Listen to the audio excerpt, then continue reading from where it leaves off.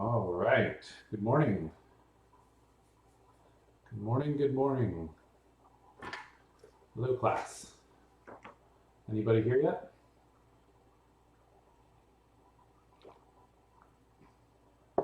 Hello, hello. Come say hi if you get here. Hi, Wayland. Thanks for saying hello.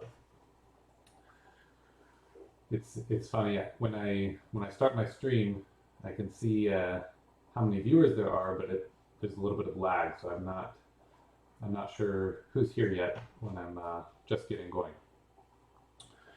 Okay, well, I will assume that there's a few of you here by now, hopefully, or you'll catch up in a couple minutes. Morning, Miller. Okay, so a couple of housekeeping items here. I went ahead and graded your exams. I'll hand those back on Thursday, and we'll talk about them in class. Since I'm not able to give you the copies just yet, then I just wanted to wait on that. They looked okay. I do have some things to talk about in terms of the way I graded it, and the last problem was I think a bit of an issue. It wasn't designed very well, so I apologize about that. We'll talk more on Thursday. The other graded items I will be working on. I'll probably get those back to you a week from today. So that's just a couple housekeeping items, and of course, I decided to go virtual today, and now I'm like looking out my window, and it's starting to get sunny outside. So, well, we were supposed to be at least 1% online, so here's that at least 1%. All right. So anyway, morning, Lindsay. So today we're gonna pick up membranes one more time and take a look at kind of a special case, membrane bioreactors. And the reason I want to talk about membrane bioreactors is, first of all, it's kind of an extension of the membranes segment, but it also incorporates a little bit of wastewater, which is not strictly our focus, where this class is technically physical and chemical processes in water and wastewater treatment. So a lot of wastewater deals with biological reactions, and our environmental group does have a couple classes, grad classes in the biological side of things. So we're not going to go deep into biology today, but I will mention it so that we can understand why and how using a membrane for our process can improve our performance. Okay, so, and by the way, we've got this fun fish cam here. See my little fish. If that's ever in the way, just let me know, or hopefully I'll notice and remove it, like so. Okay. Anyhow, so membrane bioreactors is what we're talking about today. I want to take a quick look at what a typical bioreactor is going to look like and how a membrane can fit in there. So this may be review for many of you, but I'm just going to take kind of a big picture look at a wastewater treatment plant here. And the first step would be we have some sort of pre-treatment. This may be like a screen and bar rack here to remove any large particles, any junk that's carried through in the sewers, whatever that may be that's kind of a solid object. You have probably some sort of a grit screening chamber, take out grit, sand, pebbles, whatever else that made it through the screening rack, and then collect these solids and dispose of them accordingly. And then the rest of the water will go through and enter our first clarifier. So our sedimentation processes will take effect here, and this is true with the membrane system and with a typical or conventional activated sludge system. So all the stuff we did about coagulation, flocculation, sedimentation, that happens here. Sometimes you might add some ballast to give the flocks that will be forming a little bit more weight here. So you settle what you can. but there's still quite a lot of dissolved contaminants. And so then we send it to a biological treatment step. A lot of times this is going to be activated sludge first, and then perhaps some secondary or some additional treatment steps that include maybe anaerobic treatment, or some cycling between anaerobic and oxygenated. But the simple way, and sort of the, I guess maybe a standard way, would be to just simply go from sedimentation to this aerated activated sludge tank. So when we say activated sludge, it means we have activated the biology so that there's bacteria that are happily eating all of the organic contaminants that are inside that clarifier, or inside the water, rather. And so we're adding air bubbles. You see these lines here showing air being added, and as it's bubbling, it's stirring, and it's effectively a CSDR in this tank. From there, we would normally take it and then go into another sedimentation tank where we have another clarifier, and this clarifier here will then remove the bacteria that we were just growing. So we're growing all of these bacteria on the waste to make bacterial cells as a waste product. Then we'll take those cells as they settle, and we get this sludge down here, and then we take that, we will recycle a little bit of it here so that our main activated sludge tank has enough bacteria as a starting point to maintain the level of treatment that we're interested in. So we need a fair amount of bacteria in the tank, in the influent, so that we're not just diluting this chamber and removing most of the bacteria. So we want a good population of bacteria in there, and we can do that by recycling some of the sedimentation product. Okay, some of that sludge is then treated. It's often dewatered with maybe a belt press or something like that, sometimes a centrifuge. Remove as much water as you can, and then go and landfill, or perhaps sometimes process the sludge into biosolids for kind of recycled use in a way. Okay, from there, whatever is not sludge, all the remaining water here, is sent to the next step. This is what we would call treated effluent. We'd probably add disinfection next, or we would add some sort of tertiary treatment. So if we think about it, we can label the processes here as primary treatment. So if a wastewater treatment plant is only doing primary treatment, then we're going to have just the removal of large objects and sedimentation of whatever can settle in the first go. That's primary treatment. Then if we include secondary treatment, which most facilities in the US, most municipal facilities are required to do at minimum secondary treatment, although under certain circumstances, some facilities have an exemption if they're having flood conditions and their sewage is overwhelmed. The Detroit water treatment plant, for example, is a very, very large treatment plant, and they have capacity to treat something like 800 million gallons per day. But during severe flooding, lots of snow melt, something like that, they end up having a permit to discharge up to, I think, 2,000 MGD, so 2,000 million gallons per day, so 2 billion gallons per day, which is an insane amount of water. And they don't have capacity to perform the secondary treatment on all of that, only about, I can't remember if it was 40 or 60% of it. And so at minimum, they're doing primary treatment on all that water. But ideally, they would be doing secondary and maybe even tertiary. Disinfection sometimes is considered as part of, it is not necessarily tertiary itself. It's, I guess, when we usually say tertiary, that we're usually talking about adding some nutrient removal, some phosphorus removal, nitrogen removal, that kind of stuff. So I'm not sure if people define disinfection as a tertiary step or not, but we would add tertiary after the secondary in terms of the treatment train.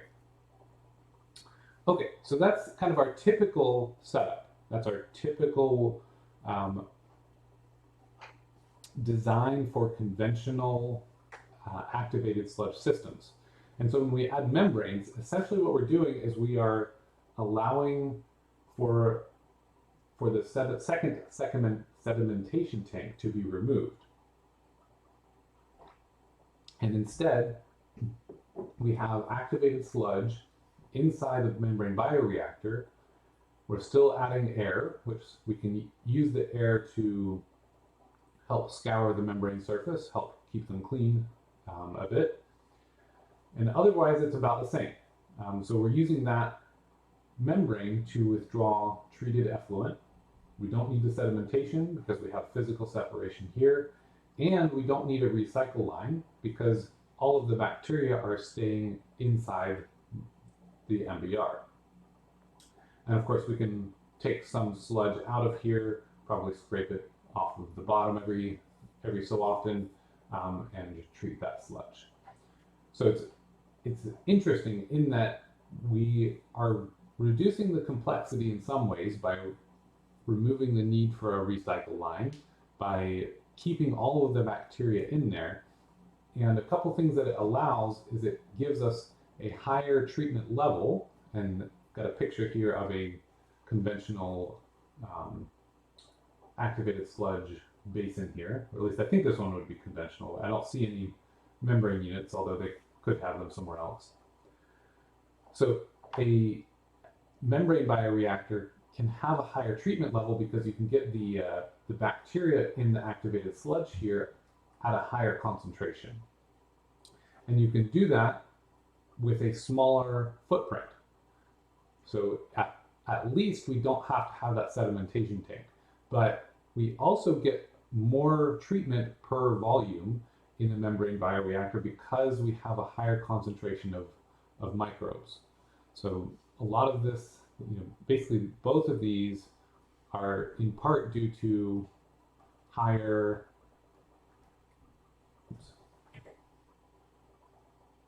microbe concentration.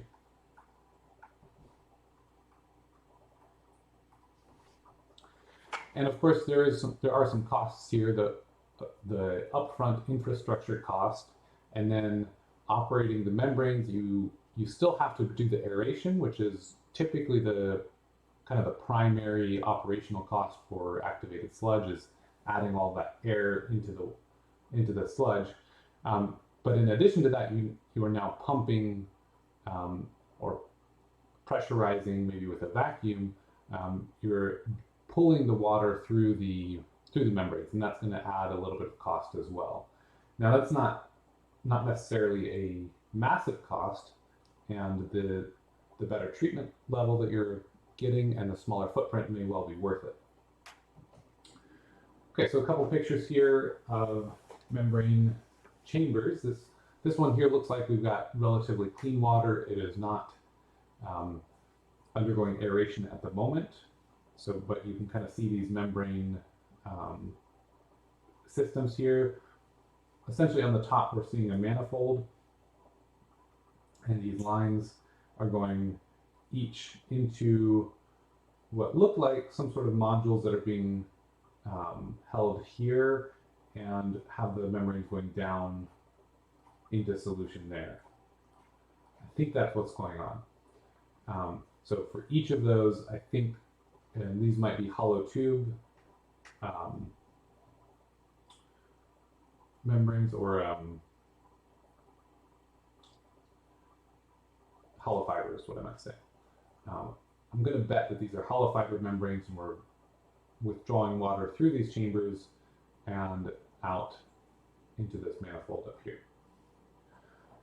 Another picture here, we've got flat sheet membranes being installed.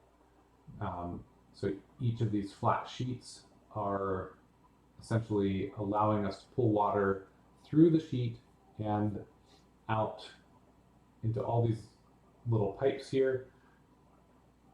And you can kind of get a feel for the amount of minuscule or small plumbing that's required for these cases. You have to have all of these different membranes. You have to have good connections and seals for each one of these. And then as you see, he's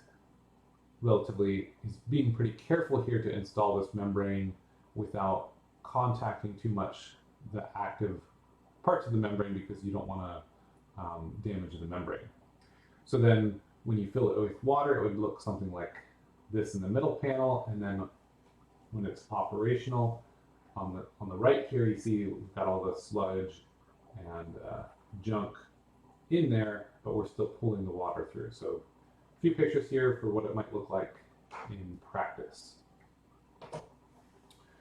Okay, so a quick little bit about how we regulate water treatment and the standards that are important. And really, this is just a very quick overview to give a little more context about what it means when I say we can achieve a higher treatment level. So typically our water quality standards for discharging wastewater are at least in part dependent on the water quality and the ecology of the receiving water. So in this little picture here, we see a pipe, an outfall, presumably discharging to some body of water. And depending on what that body of water can handle, or what kind of fish are there, that the treatment standards may be higher or lower for some of the conventional pollutants. When I say conventional, I'll talk about this in a moment, but some of the standard ones that our primary and secondary treatment are aimed at dealing with, which include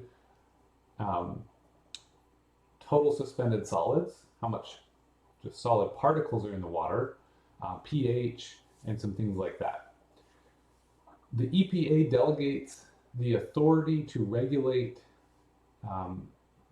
and to enforce these regulations to different state entities and potentially tribal entities, but I think there haven't been any tribes that have decided to take up that responsibility for themselves. So the EPA will do it, but also delegates it to most states. There's a few states that just let the EPA do it, but I think it's something like 5 or 6 that have not taken that.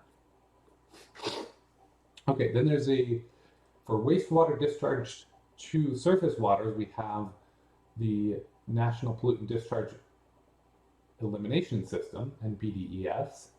I was an NPDES permit writer for a brief time while I was in Michigan. Some people might call it NIPDES. And the goal of that program, which really began in the 70s, was to reduce or even eliminate discharges of pollutants to surface waters. And they wanted to just eliminate them altogether. Within a few years, they realized, well, that's never going to actually happen. That's not practical. And so in the meantime, I was like, well, reduce to levels that were protective of all intended uses of receiving waters. And so that's really the standard we are left with, because we're very capable of detecting contamination or pollution, and so even heat or just a tiny bit of particulate matter, a little bit of chloride, you could call a pollutant. But if you were to be discharging absolutely ultra pure water all the time, even that would alter the state of the natural receiving water. So there's, at some point there becomes no more point in treating further. And at some point, the cost of treatment outweighs the value of whatever you're producing and using that water for. So that's not that's not a good situation either. Okay, so one of the things permits do, in addition to protecting our natural systems, is it's also going to protect industries from lawsuits so long as they're following the permit that they obtained in a legal manner. And so that helps industries be able to function without the burden of proof that they're not harming things. That was negotiated with the state regulatory agency.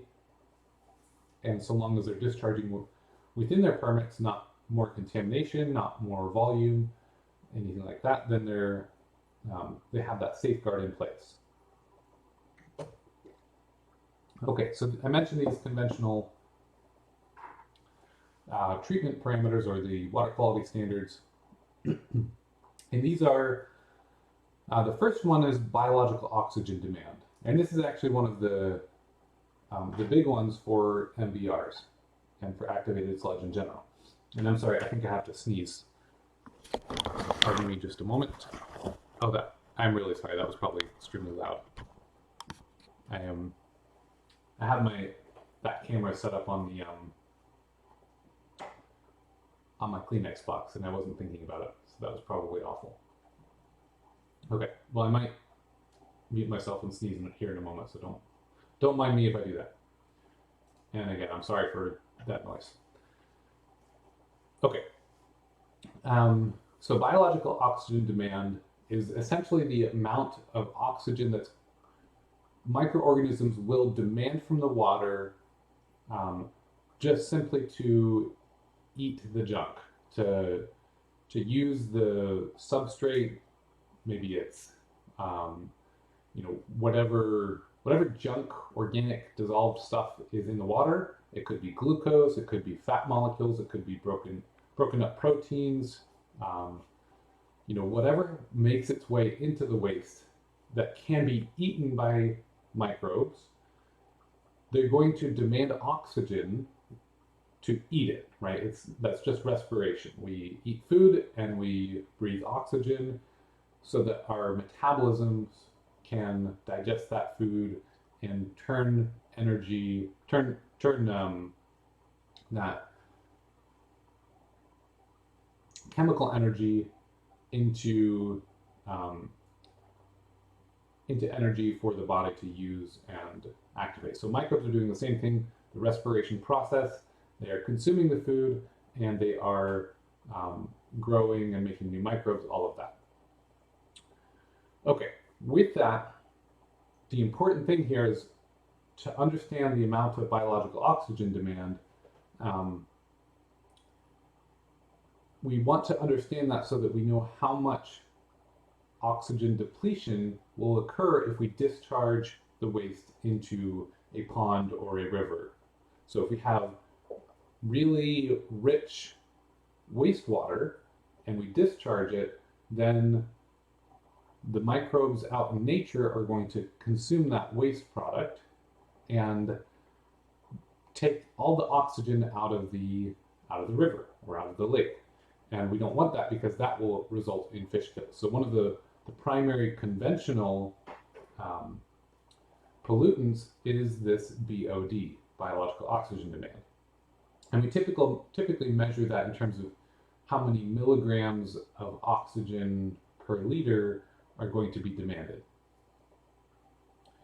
Okay, another category would be total suspended solids, pH, fecal coliforms, and oil and grease. Those are all the kind of the primary categories of conventional pollutants.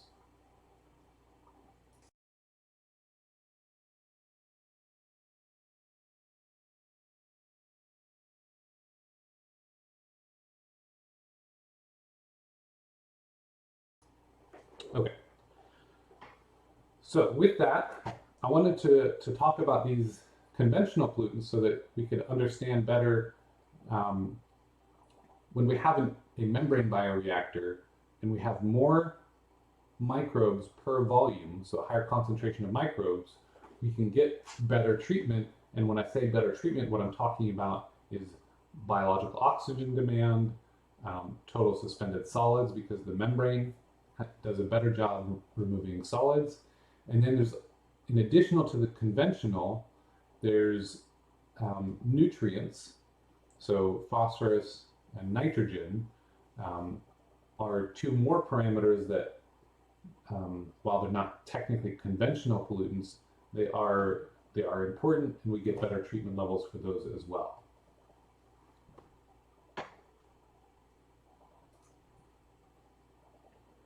Okay.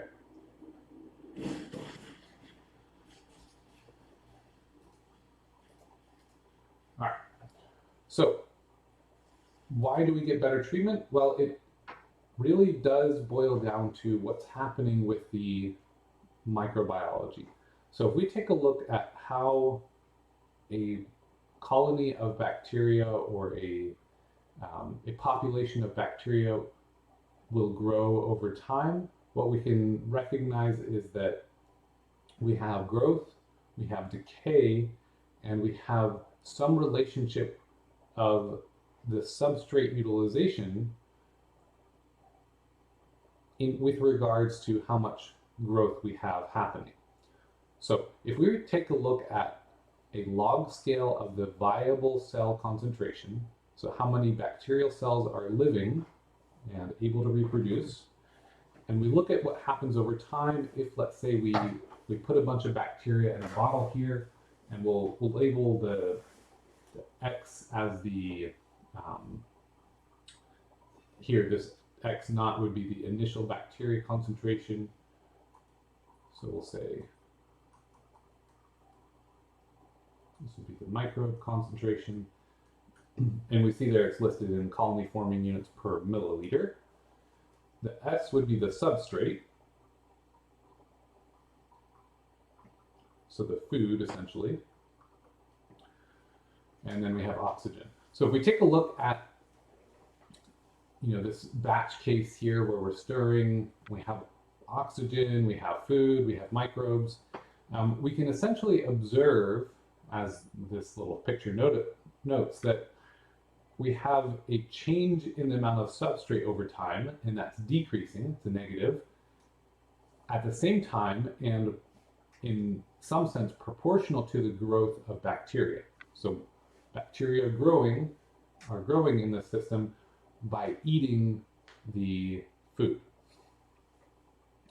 Okay, so in that type of system, what we'll see is at first, there's not much growth.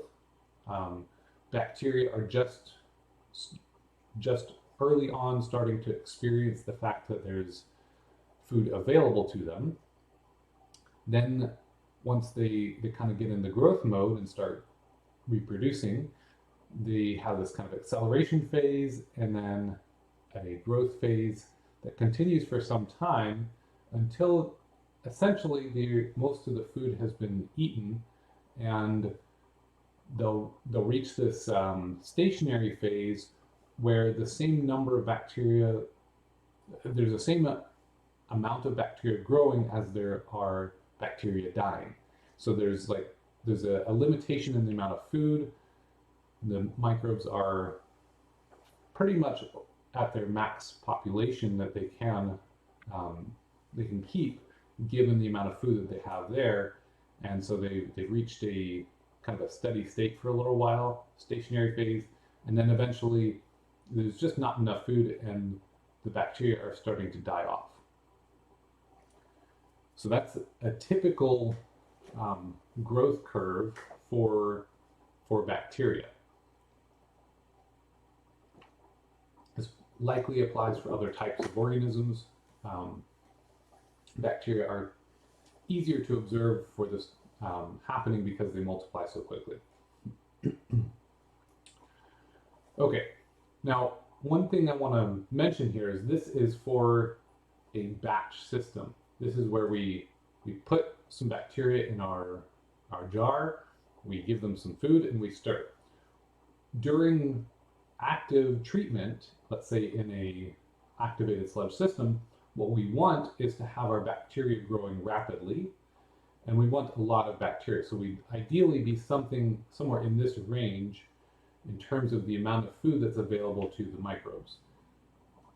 Now, if we think back on the structure of the two systems, we have the conventional system with the clarifier, and I'm going to flip back there for a moment. So we have the conventional system has the clarifier behind the activated sludge. So all these bacteria that we're growing here enter the clarifier, and the clarifier has to settle those out based on sedimentation processes. Whereas the membrane bioreactor separates them with a membrane process and essentially has a much easier time separating the bacteria from the solution. So there's two important things here that the membrane bioreactor does better than the conventional. The first being that it has no limitation to the amount of bacteria in the sedimentation process, because if we have too many bacteria in there, you can imagine that maybe they're not all going to settle. If this is too concentrated, we're not removing enough of the particles, and so you could have some escape. So that limits the amount of bacteria we can afford to have in our activated sludge system. On top of that, we also have the issue of this recycle scheme here. We can recycle a fair amount of this waste and have a fairly high concentration of activated sludge there, but it's inherently different than the membrane bioreactor, where no bacteria is removed unless we are desiring to take it for sludge treatment. So the amount of bacteria that are suspended in the membrane bioreactor, it's easier to keep that higher because of the no recycle, and we're not limited in terms of how high we're allowed to grow it based on the separation step. So for those two reasons, we end up with a much higher concentration of bacteria, instead of maybe being down here for the conventional, let's say, just as an example. Up here, we could be up here with the membrane bioreactors. Just, hypothetical example here. Obviously, we don't even have numbers on the scale, but we can have a higher amount, and they're still growing rapidly, and then our DSDT, the amount of food that the microbes are consuming per time, is greater because we have a greater number of bacteria in the system. Okay, so wanted to show you the primary growth equation for microbiology. We don't need to really learn this so much right now. I just kind of wanted to show it to you. If you do take a wastewater specific class, this would be certainly one of the equations you deal with for the microbial growth kinetics. This is the Monod equation. It's essentially saying that the specific growth rate, so if we were to use this as a k, right? If we have dx dt and it's a growth equation, it would be normally kx, but here we're going to say it's mu x, and that's this mu here. So it's just saying it's the rate constant for growth, and this is going to be equal to the maximum specific growth rate of an organism given the type of food that you're feeding it. So if you gave it as much food as it could possibly want, the maximum growth rate you found, multiplied by the amount of food, divided by this constant plus the amount of food. And this constant is just like at what amount of food is it halfway to that maximum. You don't have to, again, I just wanted to show you the slide, just kind of give you a picture of what it looks like to model the growth kinetics for organisms. We're not going to solve equations with this. I just want you to know that it depends on the amount of food, the growth of the organisms depends on the amount of food and how quickly it can grow given some amount of food. So with that, we would then we're not going to, but we could solve how many microbes are going to be growing, and therefore how much substrate we're going to use, and things like that. So given the Monod equation up here, the top right, we can say that our growth rate, as I just mentioned, is mu x. Then we can relate that to the total growth rate. This is what it would look like. We can compare that to the amount of substrate being used by taking a yield coefficient and defining that in terms of a substrate utilization rate, and then get that here, have a growth rate, and then ultimately also find a death rate, so we can essentially model the growth, the death, and the substrate utilization all at the same time. And that gives us a lot of good information about one of our systems. Okay, and this is just elaborating on that. Again, I'm not planning for us to solve problems specifically on the wastewater microbiology. I just was including some slides to show you the type of equations and the type of processes that would be involved if we were to do so. Okay, so from here, one thing I wanted to show you was a comparison of membrane bioreactors to conventional secondary treatment, as well as ultraviolet and chlorine disinfection after either one of these to remove viruses that are detected in wastewater samples. So this is from a paper I found when I was taking a look. There's a link here. This is from Water Research, 2012. And primarily what we'll take a look at here is, in this table, is to look at, okay, we have post MBR. This is for our MBR treatment plants. I think they looked at several of each kind. And post secondary. So these are going to be our two comparisons for the performance, at least in terms of removal of bacteria, viruses, that kind of thing. So, and I guess this is in particular, this is viruses here. So we might ask ourselves, how well are these removing viruses, and kind of take a look at what that looks like just from an operational standpoint. And viruses, we're not supposed to be removing a ton of them with this treatment step, so it's just kind of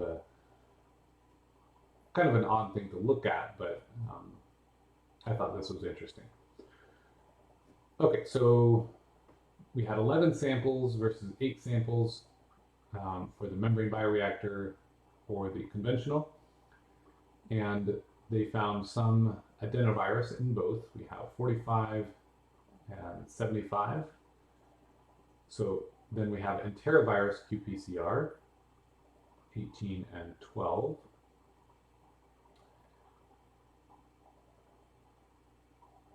Norovirus had some of each, and then no culturable virus. So not a whole lot we're learning here. When I was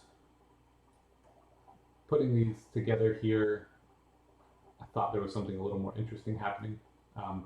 But with viruses, we don't really expect for much to change, but you can see, okay, what happens if you do ultraviolet? What happens if you do chlorine? And I guess in both cases, really, so post UV disinfection, we still get some PCR hits for some of them, but no culturable virus. Same thing for the conventional. So really, there's not a lot of point in talking about this, but I will say that considering what happens after the separation here is actually what I'm going to focus the rest of today's lecture on. Is simply once we've done that filtration or done the secondary treatment, the clarifier, when we go to disinfect, there are a few things to consider in terms of how much junk is still left in the water. If we have a lot of particles, that may prevent our ultraviolet light from working as well, or our chlorine might be reacting with other things, especially if there's ammonia or nitrogen compounds in there. We're going to get combined chlorine, something we'll talk about coming up soon when we talk about our disinfection technologies. So what we can do here is use this thought about MBRs to lead into our next topic, which is disinfection and advanced oxidation processes.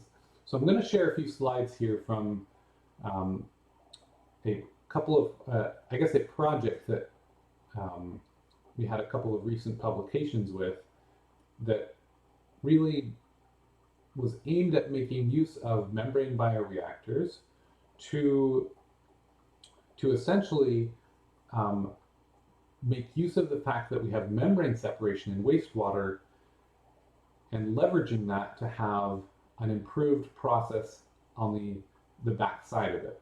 So here, if we think about our membrane bioreactor, which is essentially activated sludge, adding a membrane, and normally you would have a UV dosing chamber after the membrane.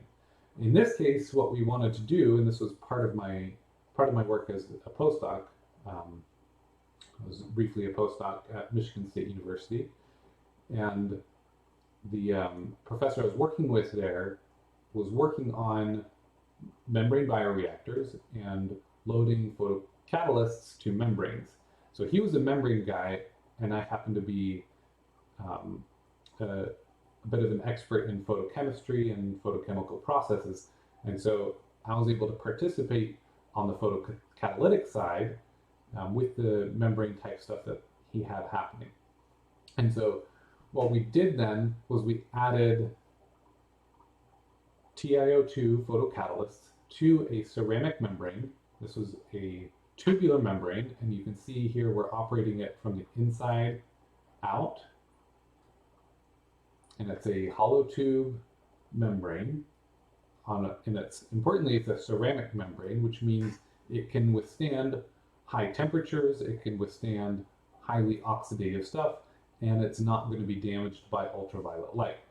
So all of those things were really important so that we could use these photocatalysts to act as essentially advanced oxidation generators on the surface of the membrane, right where all the viruses or particles are going to be coming out of the solution.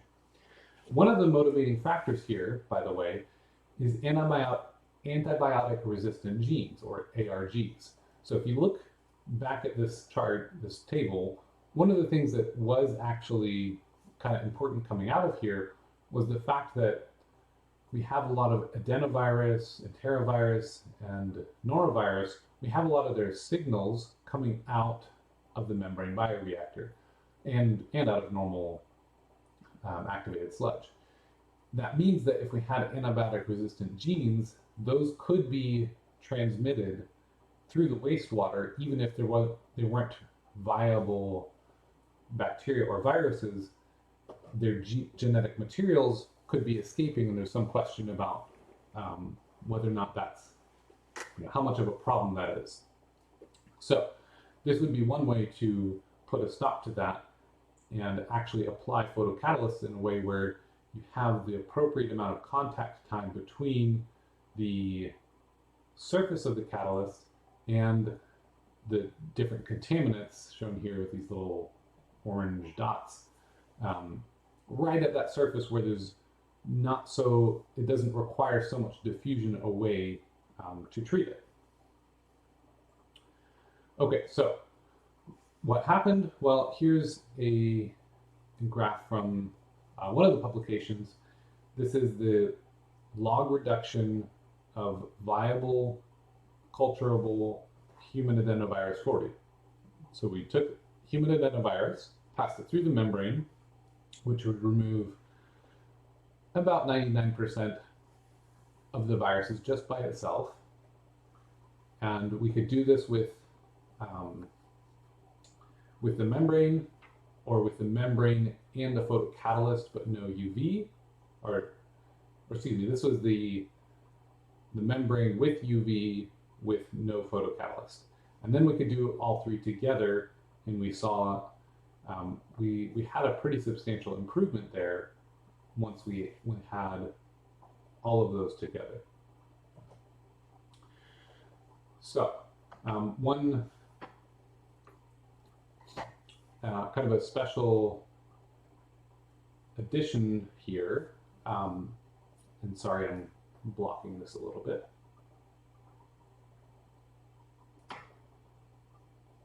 No, that still isn't. Okay. Okay. Well, the little part is blocked. It doesn't really matter anyway. Okay, so in kind of a second step here was to take this membrane, or take that membrane idea, and look at what happens if we take real membrane bioreactor effluent.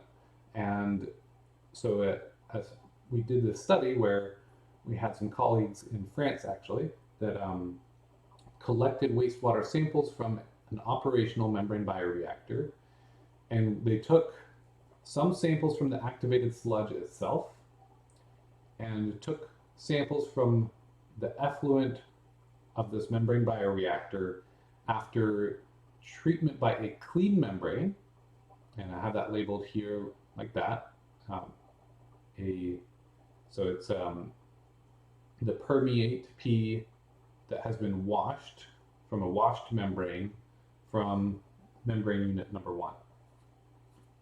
Then we had a second membrane, the MBR2, that was, we just took the permeate directly from this. This was during routine operation. It was not ready to be cleaned yet. And when I say clean, I mean chemically cleaned. So harsh chemical cleaning to remove all of the that pore blocking that we talked about a couple lectures ago.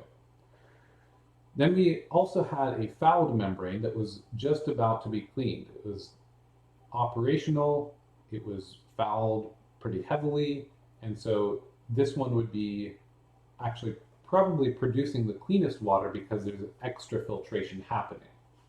So we took those 3 samples to take a look at how that would affect the photocatalytic process. Now, one thing I didn't mention was during that photocatalytic process, the dissolved organics, here we have these little green squiggles. The dissolved organics can actually interfere quite strongly with the photocatalysis.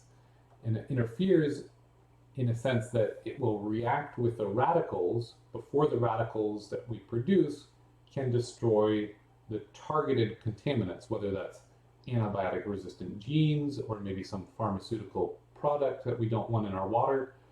We want to destroy that with some advanced oxidation process. And that's what we're trying to achieve here. So the membrane will also serve to remove these organics here. In the ideal case, it'll remove those, and then the process will be improved even further. And so what we're looking at here with these different samples is how much dissolved organics are going to be a problem. And to understand that even better, we took fractionated samples from this activated sludge, passed them through a couple of membranes, a 50 micron membrane, a 2 micron membrane, and then through some ion exchange. We had a reverse osmosis step to concentrate the organics. Then we passed it through a dialysis bag to collect the colloids, the kind of, essentially it's another membrane in some sense, but we're retaining the larger molecules of in that system. Then we take that, then they took an XAD8 ion exchange resin, which collected a hydrophobic fraction, and an XAD4, which kind of collected the next fraction of organics that we could collect, which we called transphilic. It was partly hydrophobic, partly hydrophilic. The remaining hydrophilic fraction here that's crossed out, we were not able to keep that because there's just too much salt. So we did not collect that portion.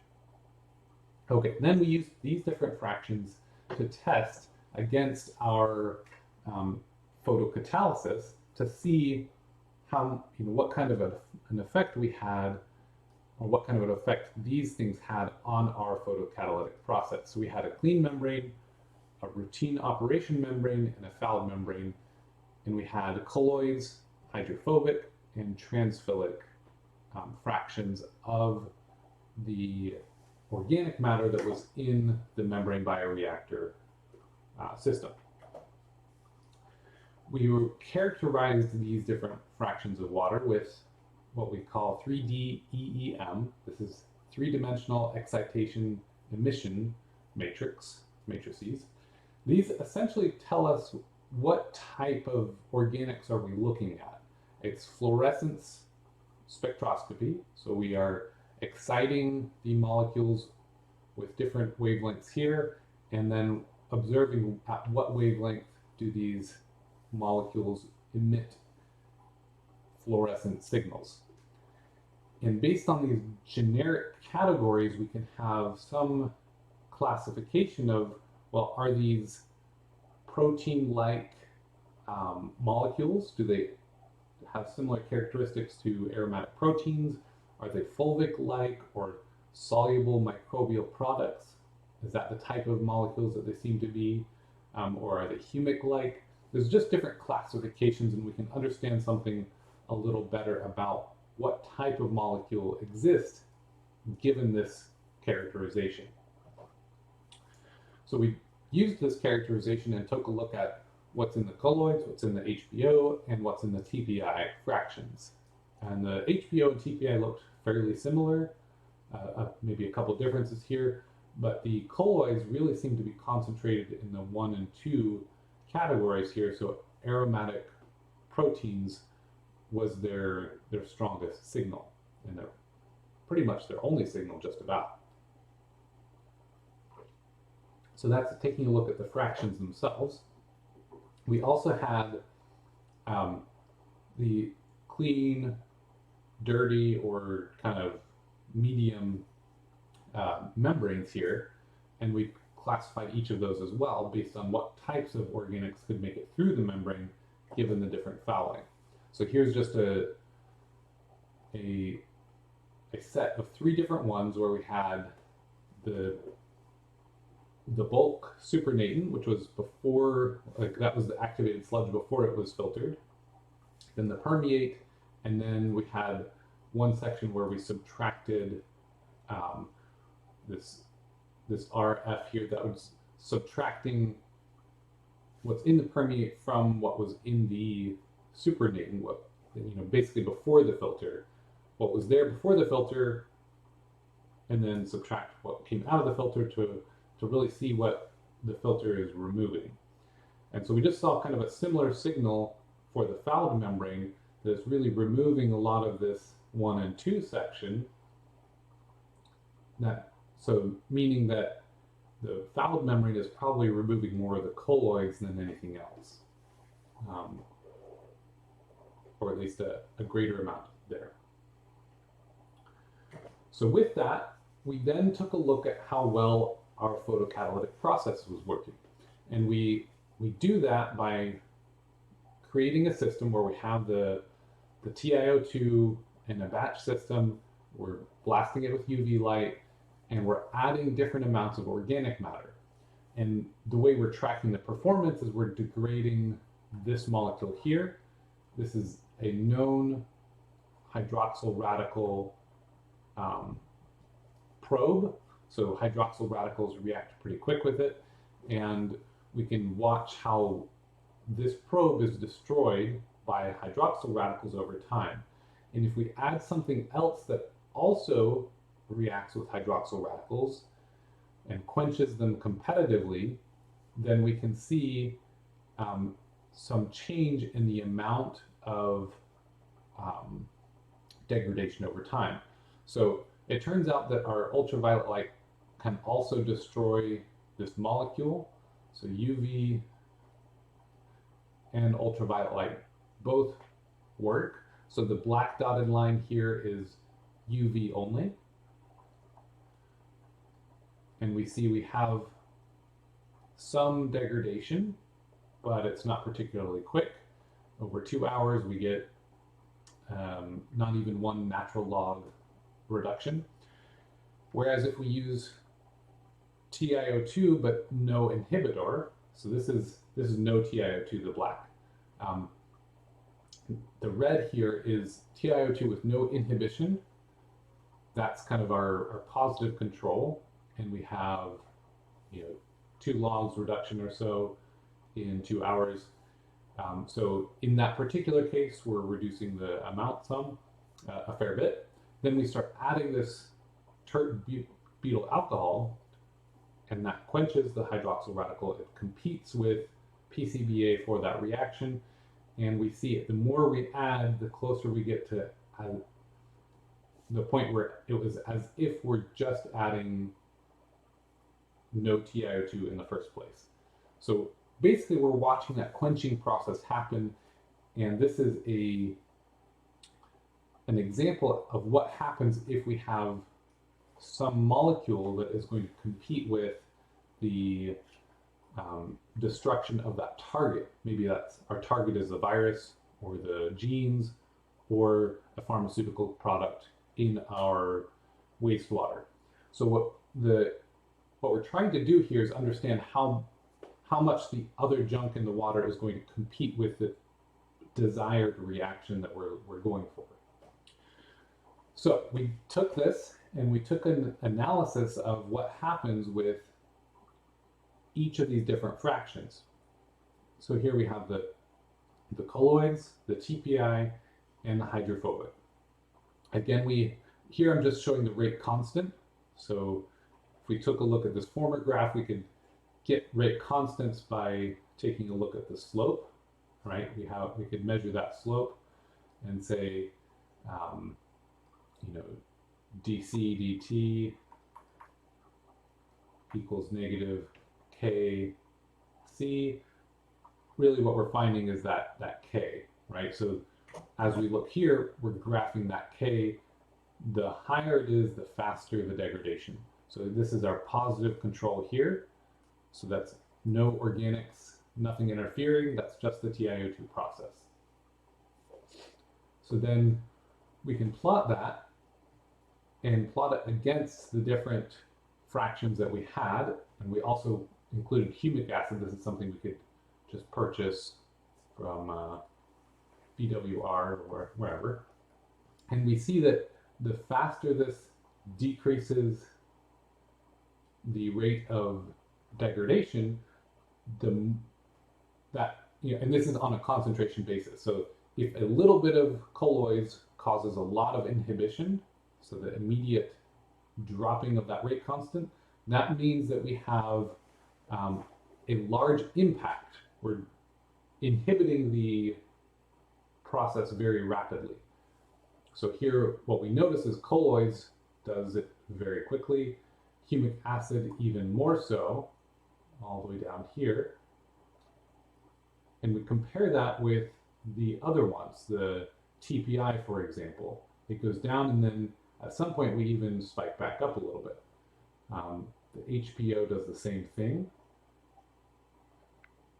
And so those are inhibiting it a little bit, but then somehow increasing it again at some concentration. Now we think that most of this is actually explained by the interaction at the surface of the TiO2. So if we have a TiO2 surface and we have our molecule that we're trying to degrade, I'm just going to draw it as a little circle, the target here. If this goes onto the surface, then we have rapid degradation. But if there's some competing organic matter that is fouling the surface of the TiO2, then our desired reaction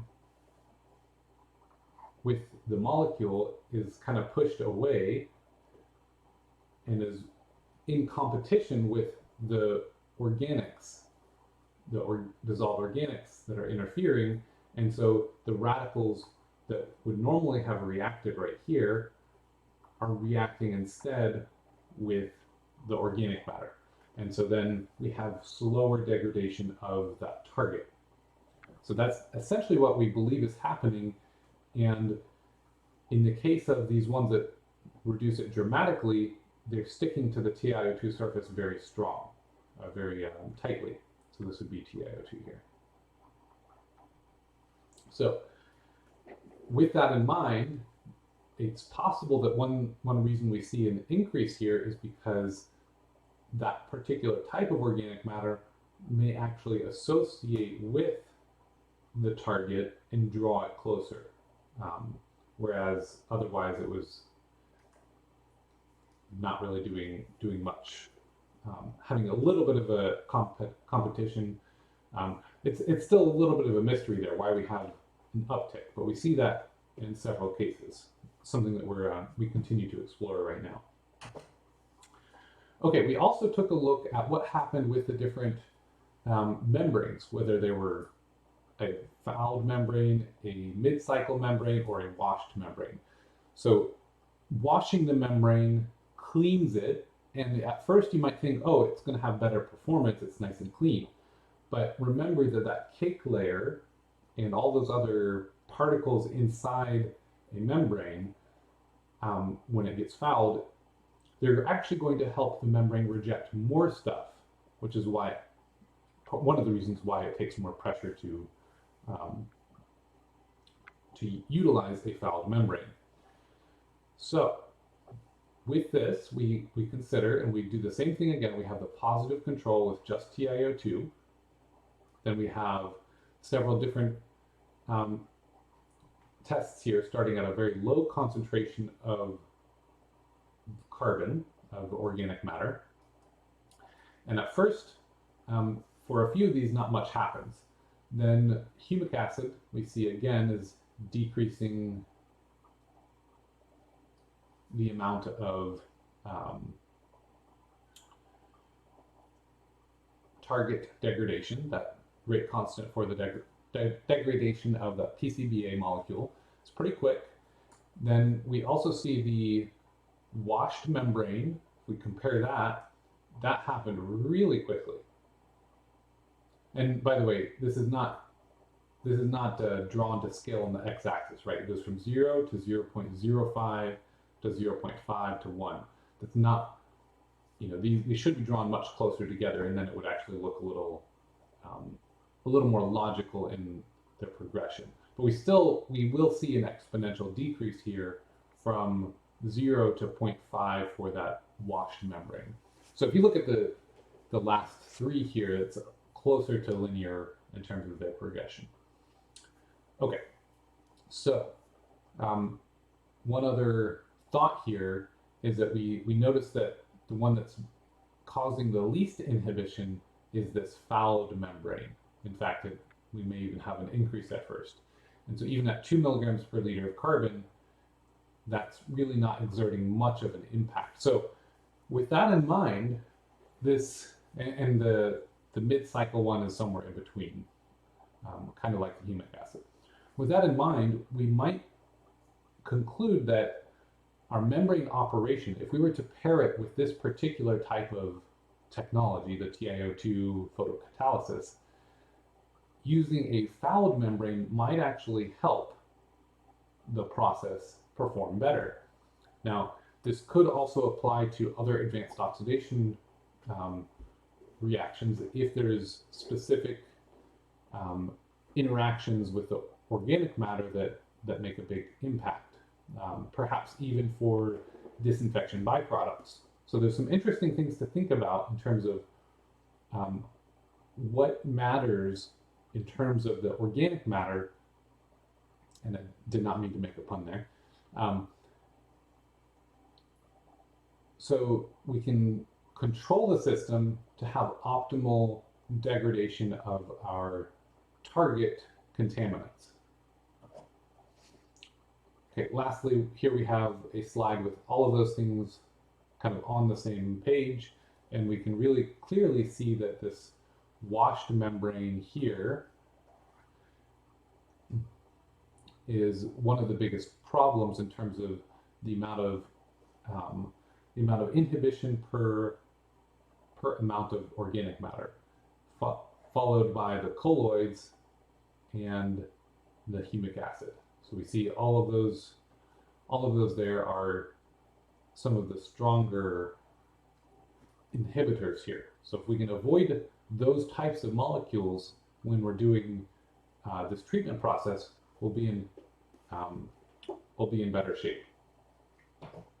Okay, so that's all I've got for you today. If you've got any questions, let me know. Again, I'll have the exams back to you on Thursday. We'll be back in our normal class then. Kind of funny, at least where I am, it's not even raining. The forecast looked like it was going to, so figured we wouldn't mind a remote day anyway. Okay, so we'll start next time on disinfection.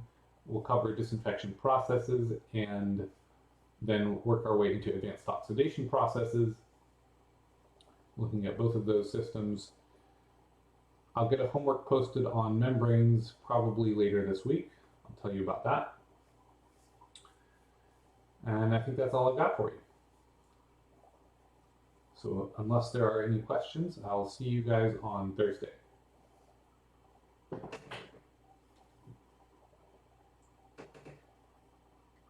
All right. Goodbye for now. No problem. Thank you, and thank you for saying hello and everything. It's helpful for me to know that there's actually somebody there, and I kind of double check that the sound is working and all of that. Okay, bye for now.